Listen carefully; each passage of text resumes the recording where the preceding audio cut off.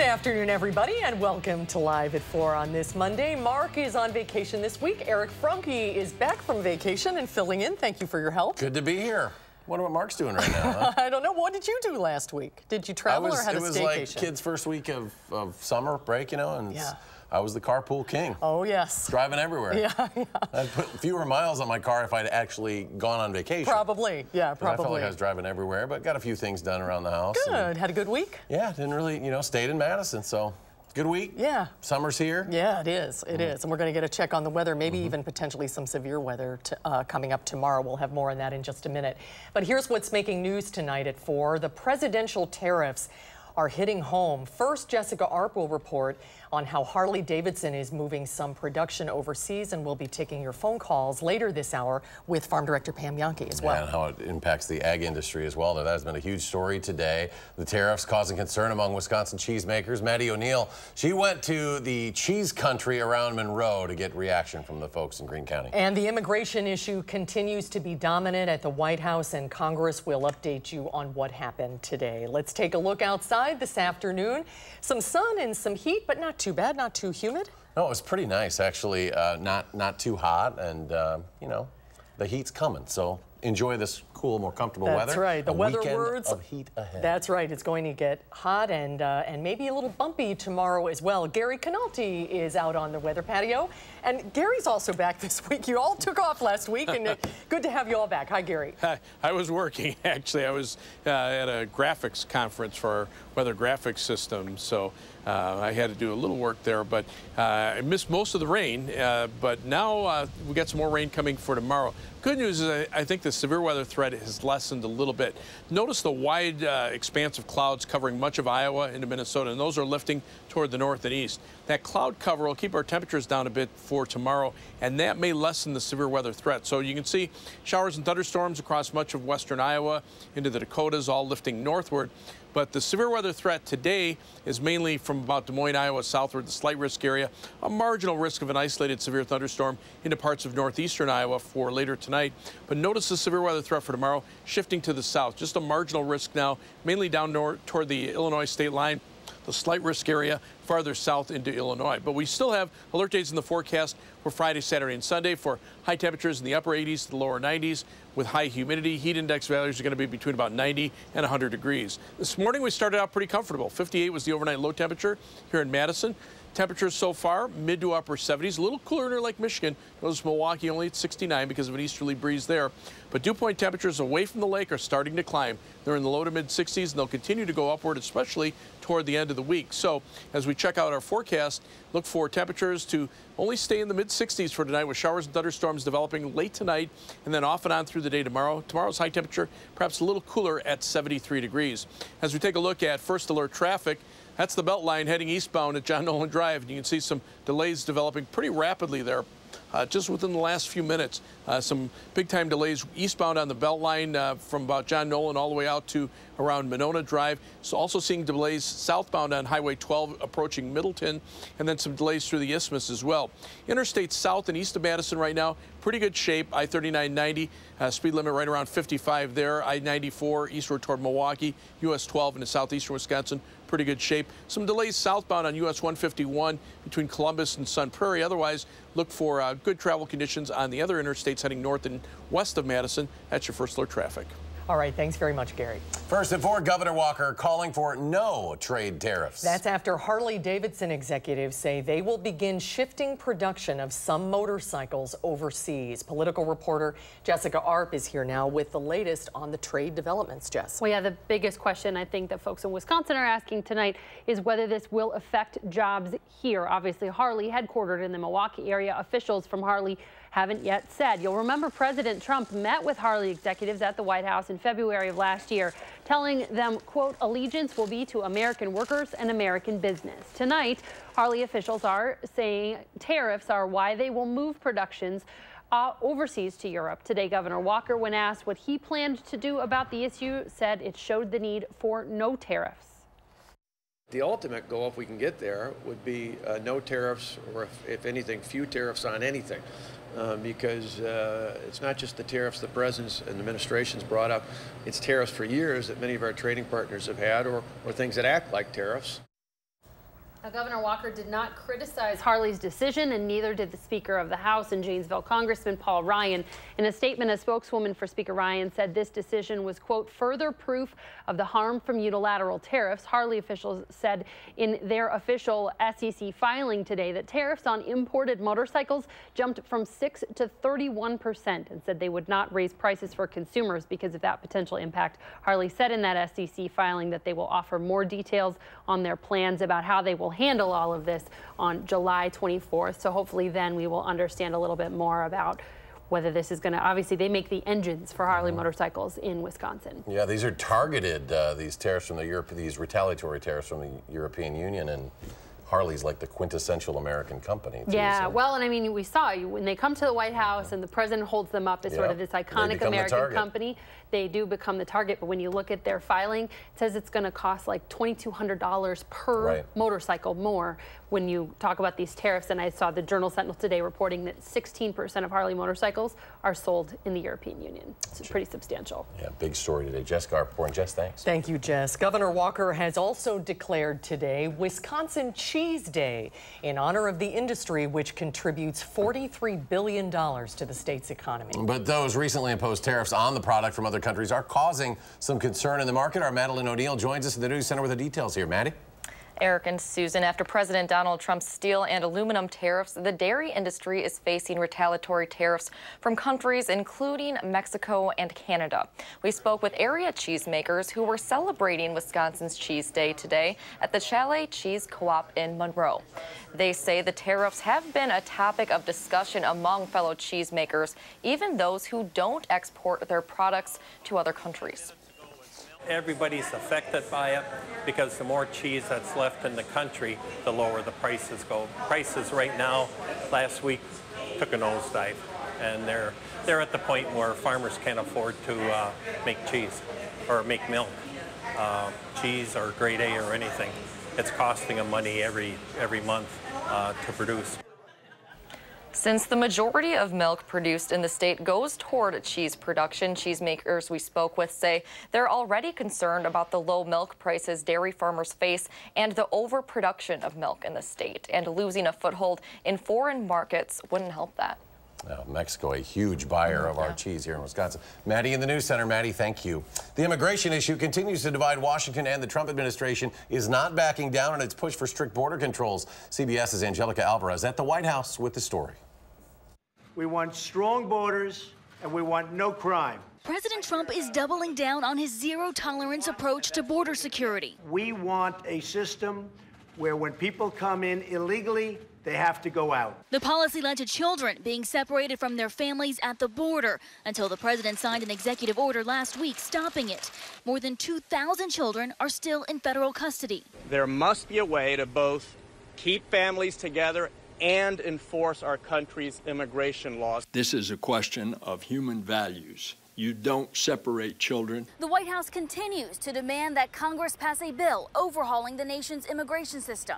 Attorney General Jeff Sessions says until that happens, the laws already on the books will be enforced. If we refuse to prosecute these adults for illegal entry, as many of our critics want us to do, that would be a disservice, I think, to the people of this country. And most importantly, it would encourage and has already encouraged more adults to bring more children. House Republicans are now working on another immigration bill after a hardline proposal failed and a consensus measure stalled. The new bill is narrowly focused on addressing child separations. Angelica Alvarez for WISC News 3. And GOP leaders say they're hoping to bring the immigration bill up for a vote this week before they leave for the 4th of July recess. In Italy, a human watchdog group is monitoring hundreds of rescued migrants aboard a commercial container ship that has been stuck off the coast of Sicily for several days. 2 ships, one with a Danish flag and the other from Germany, participated in a Mediterranean Sea rescue last week. Now, neither Italy nor Malta has given the crews of the 2 ships permission to disembark the passengers. A dangerous and fast-moving wildfire is out of control in Northern California. The Pawnee fire has quadrupled in size just since yesterday, burning just 20 miles now from where a deadly fire devastated the state's wine country last year. At least 10 homes have burned. Authorities have ordered evacuations in the nearby community of Spring Valley, but the worst might not be over yet. It's been very difficult 24 hours not to know if your animals are okay, or your house is okay, or your neighbors are okay. And yet another major fire is burning 80 miles to the northeast. The so-called Lane fire has also forced evacuations as it has charred some 3,000 acres, threatening homes and structures there. Britain's Prince William is in Jordan on day 2 of a 5-day royal visit to the Middle East. Prince William toured the ruins of the Roman city of Jerash in Jordan. Local school children welcomed him, and he met with Syrian refugees from a UN education program. Jordan's Crown Prince Hussein surprised Prince William with a giant photo of his wife Kate as a child. The Duchess had posed for a picture in the 1980s when she and her family lived in Jordan. He's a young man, and I know he'll be looking to the future. He'll be wanting to engage with a wide section of people. An aide to Prince William says the visit is not political, but it comes as divisions between Israelis and Palestinians are deepening. Israel just marked its 70th anniversary of independence amid surges of violence along the Gaza border.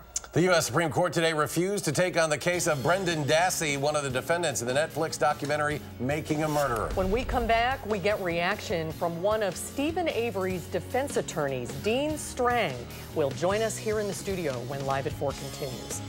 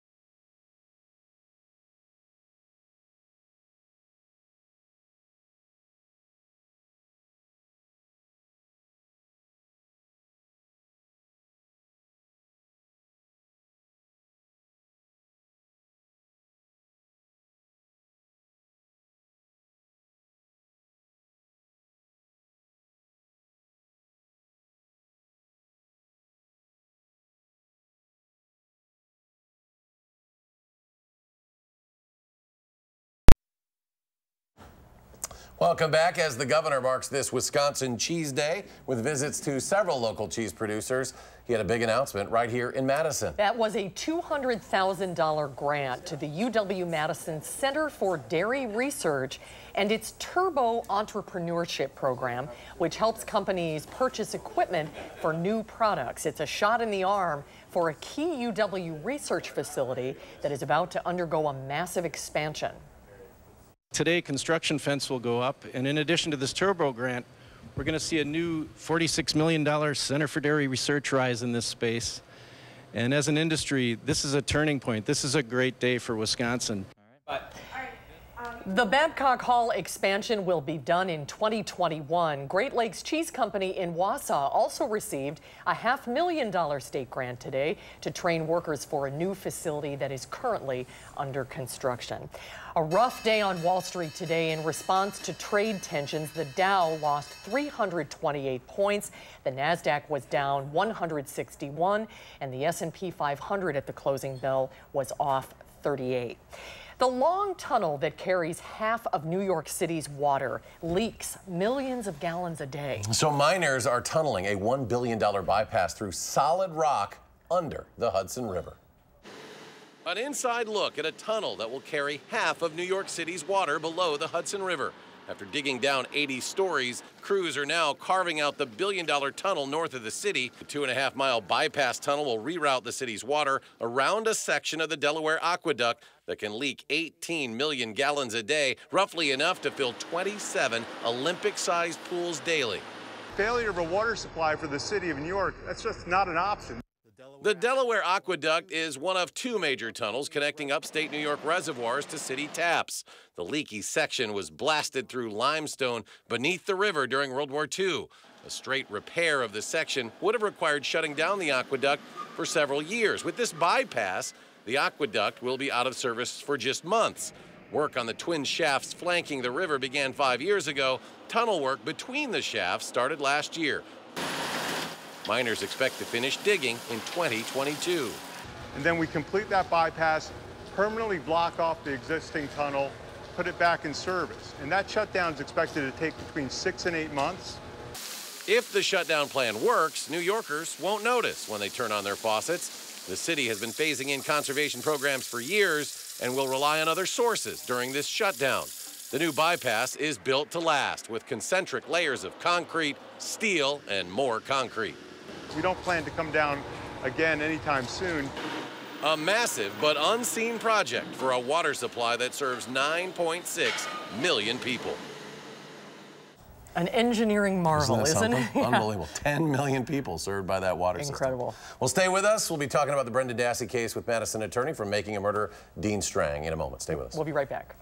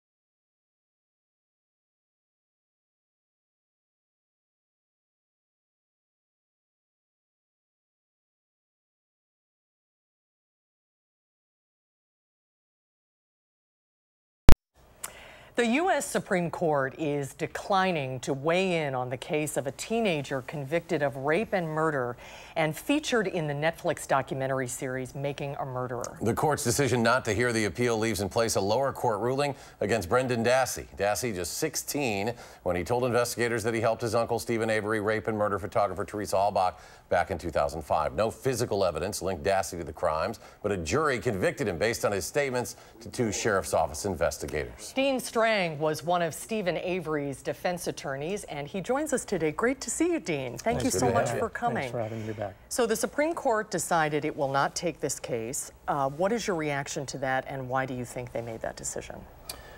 I think it's really unfortunate, not just for Brendan Dassey, but because the court really hasn't taken a case involving a juvenile confession in 50 years or more. And that's specifically what Dassey's lawyers were asking, right? Right. And we, you know, I think as a matter of neuroscience, we know a great deal more about juvenile brain development now than we did in 1968. So it's really quite unfortunate systemically beyond for Brendan Dassey. The why, the court never comments on why it doesn't agree to hear a case unless someone dissents, and there wasn't at least a published dissent here. But, you know, what I can say is the odds are always long against you if you're asking the Supreme Court to hear a case. The United States Supreme Court takes about 1 in 100, roughly, petitions that are brought to it.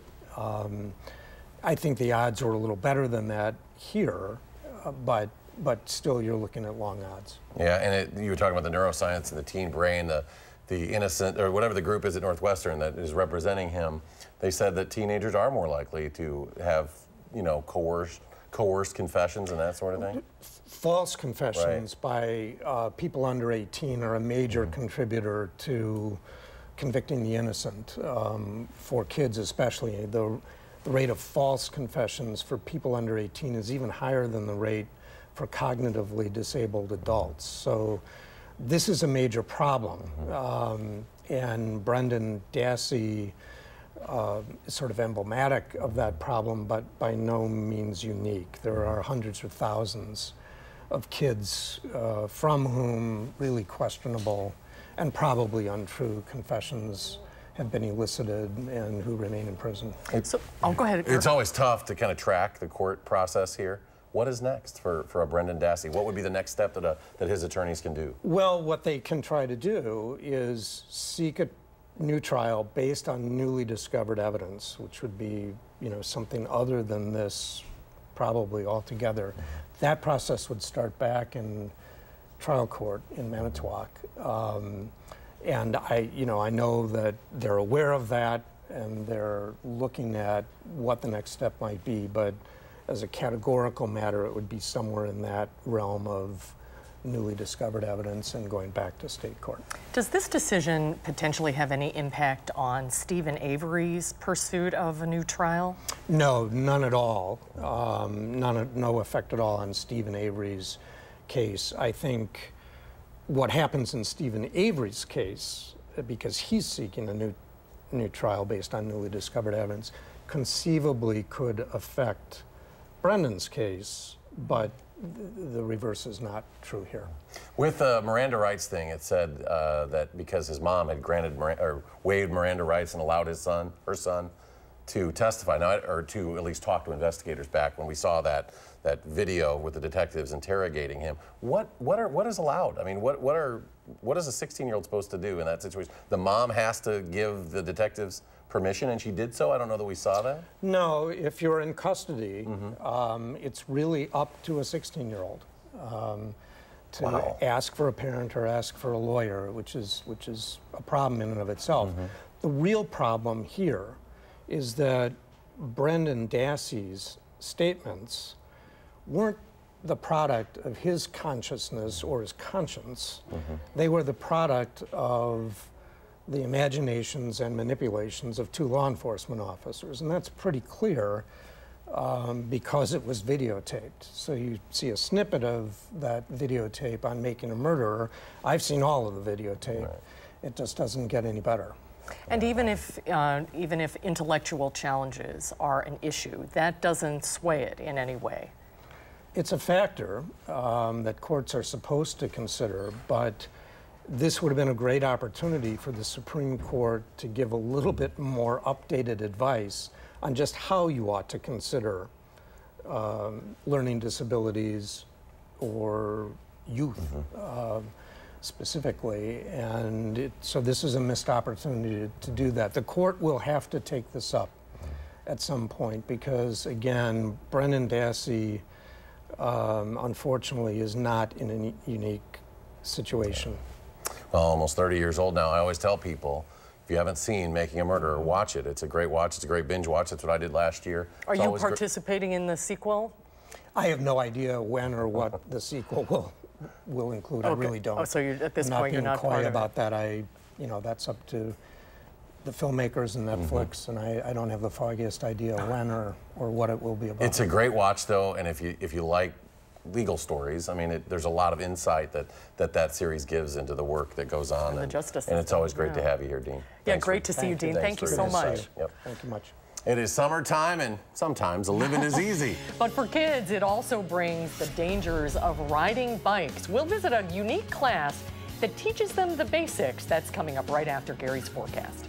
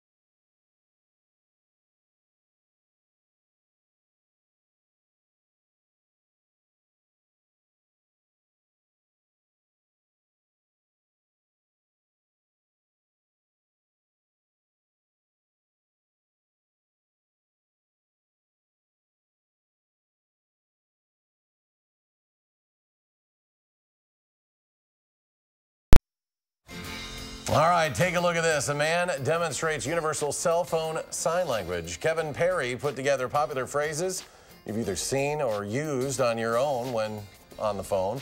Popular mannerisms like, "Where's my phone?" "Hold on, I'm texting," and "No signal," and "No Wi-Fi." In all, Kevin goes through over 40 funny cell phone sign language moves that we see all the time. All thanks to the cell phone. There it is. Orientation lock. There you go. Today is June 25th. It is National Leon Day. Now, I've never heard of this before. What is Leon Day? Leon Day marks June 25th as 6 months away from Christmas, and Leon is Noel. spelled backwards. Christmas in July sales coming soon. Oh, that's, yeah. Well, it's also National Catfish Day, but you didn't know that. They were celebrating the raising of catfish, established in 1987, actually, by a presidential proclamation by Ronald Reagan. You're kind of a picky eater. I don't see. Are you a catfish? If you don't tell me what it is. Oh, okay, good. I like fish. Chicken. Well, it's also National Strawberry Parfait Day, which I can handle a few of these. Parfait, of course, French for perfect. The tradition of parfait is a dessert of ice cream or frozen custard layered in a tall glass with fruit topped with whipped cream. Today, the ice cream is often replaced with yogurt or pudding, and additional layers of granola are added as well. That looks great on a day like today. A nice cooling treat, perhaps, as we look ahead to the weekend. Maybe some heat coming our way, right? Need it by the weekend. Temperatures are going to soar into the 90s by the time Friday and Saturday rolls around. I'll have our first alert forecast in just a few minutes. It's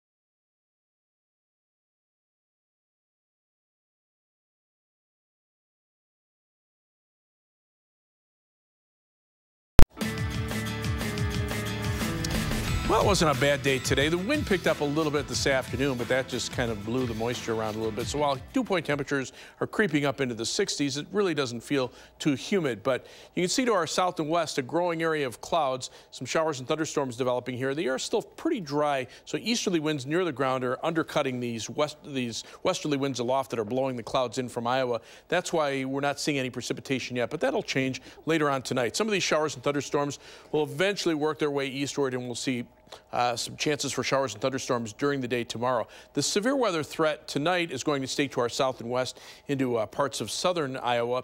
And then tomorrow, the Storm Prediction Center has pushed the severe weather threat farther to the south. So the slight risk now is across much of Illinois, and then a marginal risk into far southern Wisconsin for maybe an isolated thunderstorm or two that could bring gusty winds and hail. The tornado threat that we talked about earlier now looks like it's farther south into Illinois. The warm front isn't going to make it quite this far north, and temperatures will be a little cooler than today. So that also limits the severe weather threat. But the heat, that definitely is on the way for the end of the week, and we have enough confidence to put alert days in the forecast for Friday, Saturday, and Sunday. For heat index values, it'll be between about 90 and 100 degrees.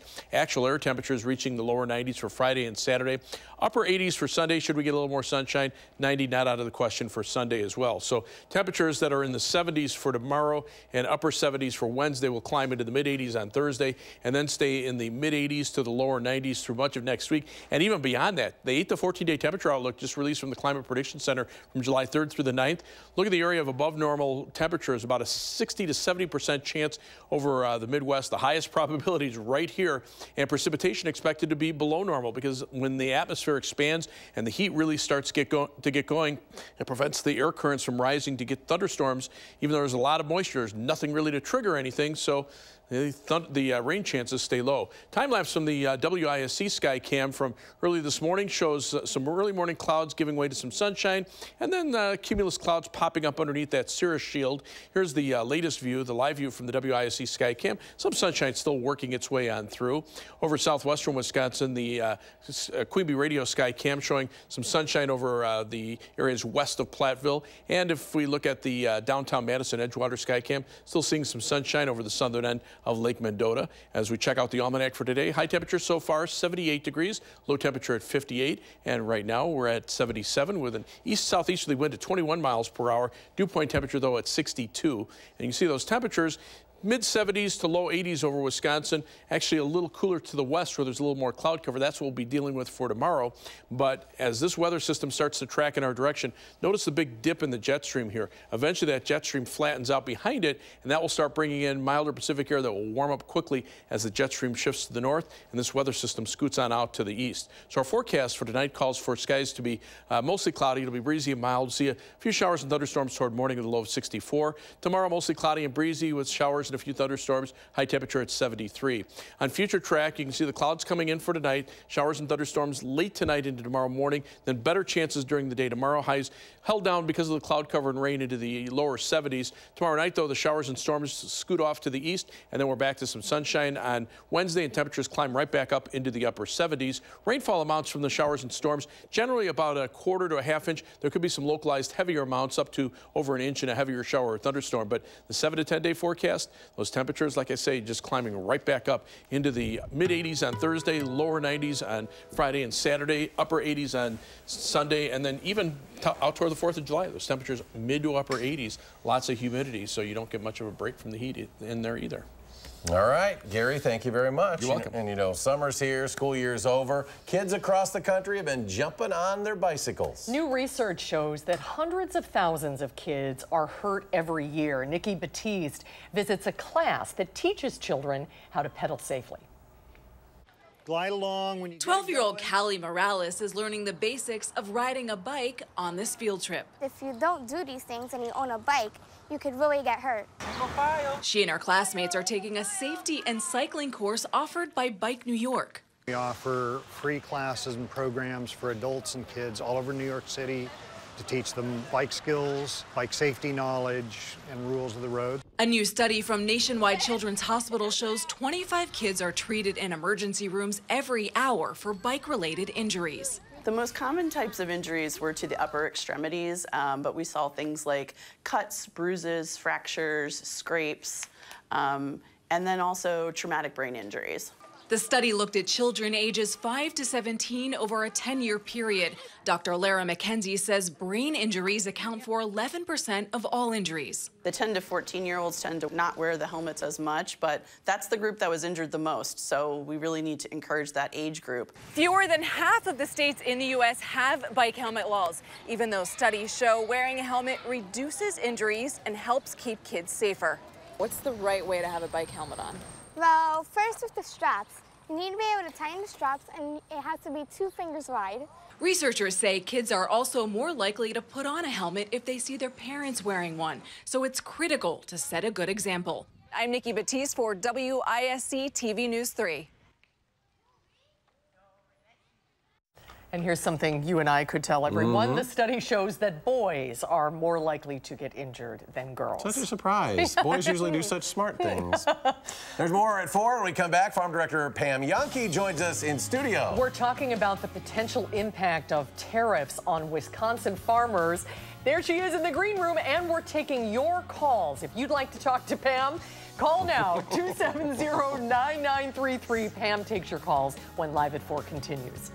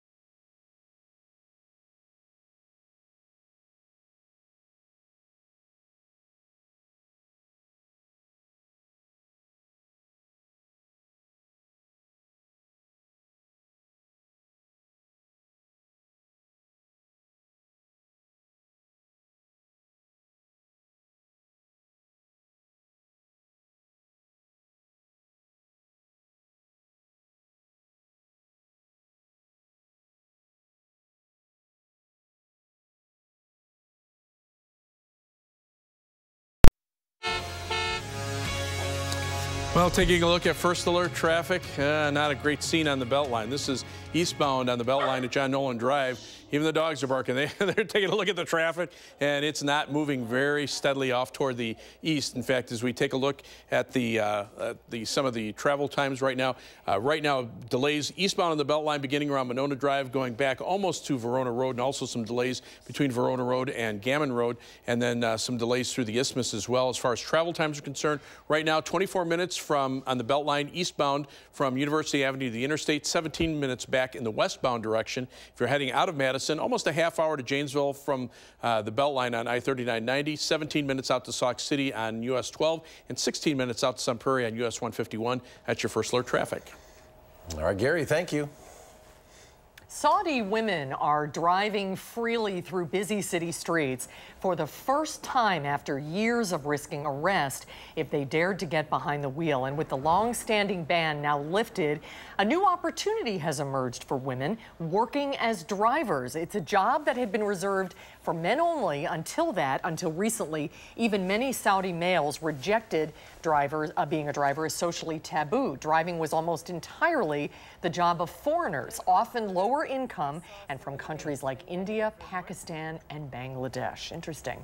Earlier in this newscast, we talked about how Wisconsin cheesemakers may be affected by President Trump's tariffs. Q106 Farm Director Pam Yankee is here. It's something she is familiar with, and we're also taking your calls. 270-9933, the number, and she's got her Granite and Bandit are in studio. Have you heard them bark at Gary? Yep. Dogs always bark at Gary. So with that forecast on the travel, traffic, I would have done the same. Yeah. So we talked about the dairy impact here. That's massive here, especially the cheese exports, right? What are you hearing? Every day it's something more. And now I was just telling Sue and Eric that we're looking at almost every commodity that's produced in Wisconsin. And remember, we've got a diversity. Almost everyone is being hit in some way, shape, or form. Today I did a story about kidney beans and pinto beans and how they are looking at probably a $25 million hit immediately if the European Union puts their tariffs in place. And so that's just one of the many areas. We've got cranberries, we've got ginseng, of course, we've got dairy. Today, the big hit was on corn, soybeans, and wheat. Honestly, there's not a place, and I'm still trying to figure out how to contract mine, where you can really find safe haven from this world turmoil. And today, the turnaround was that some of the big speculators that are normally attracted to volatility have turned their backs on it because even they can't predict it. So it is an evolving story. I think everybody in production agriculture is hoping that they will find some way to at least cool it a little bit, postpone them if they're going to go in, or try to, better yet, come to level territory. I've interviewed everybody on both sides of the aisle, and it seems that on the Trump administration, they'd like to just say, hey, you want a fair trade? Take tariffs off around the world. Just let's get them out of here. Quotas, tariffs, let's remove it all and really have a free market. Well, nobody's going to get excited about that. And then on the other side, it's just basically, what are we going to do tonight? They're supposed to vote on the Senate version of Farm Bill. Everybody says, well, maybe that'll encourage putting a safety net of some type in. I don't know. Farmers are not people that like to be on the dole. So going back to that, geez, when I was a kid in high school, that's what we were doing. So it's not palatable. We'll see. So yeah, we'll have to keep, it's evolving, as you said. Let's terrible. Go ahead and get to the phones because folks are waiting to talk to you. We'll start with Dave in Westfield. Hi, Dave. What's your question? With the milk prices low now, how come all these larger farmers, factory farms, are continuing to be growing and producing more and more milk? Wouldn't you want to think they would want to create shortages instead of produce so much milk? See, there's a real misconception about what's going on out there. It depends where your milk goes. A lot of dairy farms, many don't even know where their milk ends up. There's still hot markets, if you will, for certain dairy products. But when it comes to fluid milk consumption, we're off. When it comes to cheese, Wisconsin's still doing real well. But to your point, Eric, if we see tariffs go into place, we could see factory cheese, mom and pop cheese factories, which we were celebrating today. Today's Wisconsin Cheese Day. They could go under because if they lose their market for one variety, it could cost them. So the dairies that are out there, they're not growing per se necessarily. They're only growing if it's what's required to keep their heads above water, to keep the family together, to continue to farm. Sometimes the smaller farms by their processors are being told that they will not have a home for their milk because they're just too small to justify the trucking charge to go out and pick up that milk. So it's a squirrely time in the dairy industry. I've never seen it in my whole life, and I'm a dairy kid, so it's again, it's a wait and see, but it's not comfortable for anybody, including me. Well, let's go to Karen in Portage. Karen, what's your question? Hi, Karen. Hello, Karen. Can you hear us? Karen, are you there? Oh, sorry, I guess she can't hear us. She wanted to talk about livestock prices. Okay. They're low and not transferring to consumer prices. People aren't paying more for... That's right. And I get this question all the time, and it's truly confusing to consumers. Now, stop and think about it. Today, on average, if you spend $1 on anything in a grocery store, from a head of lettuce to a pound of hamburger, you pick it. A farmer will, on average, get about maybe 14 cents out of that entire dollar back to the farm gate for whatever they buy. 14 cents, that's about it. So it's not within the farmer's control to be able to share that relationship with growers. If you want to get a better deal, go directly to the farm. That's my suggestion. I'll help you hook up. Okay. All right, which line are we going to? I think line 4. Line 4, go ahead. Is that Judy in Fitchburg? Hello. Hi. Hi, Judy. Hi. This is a comment for Pam. I just want to tell her that her hair has been really cute lately. This is called humidity, sister. Humidity in the summertime with bye. Yeah, with humidity and curly hair, man. Oh, that's nice. Thank you. You're a sweetie. Yeah, You're a sweetie. That's Take us a very break nice. from all the tensions around. Yes. Yeah, that's right. You got to laugh or you're going to be crying Judy, in that was agriculture very today. sweet. Thank you. You're a sweetie. All right, let's and go I to heard your puppy. Let's go to Larry in Platteville. Larry, are you on the line? Yes, I am. Yeah, go ahead, Hey, quick, Larry. I'm curious. My premise would be that most of the Republicans in Wisconsin are farmers, and what do they think of Trump now? Yeah, I think that you're right. I think they're tepid at best. I think that they were the vote that brought him into office, but I don't think that they necessarily thought he was going to be this aggressive. They understand his points, but yeah, like you said, when it's your lifeline on the line, you may call into question the judgment. So we'll wait and see. If he resolves it, he'll be their hero. We'll see. All right, Pam, always good to see you. Thanks for guys. bringing Thanks for Granite and Bandit along as well. They're so cute. Are they Shelties? Yep, Sheltie babies. Oh, I hope you guys can see them at home. They're in the front of the set, and they're so sweet. They're just sitting there waiting for Pam to be done. There's Granite. Yeah. All right, buddy. Thank you so much. You Thanks bet, for your man. calls, everybody. We'll be right back. Don't be scared.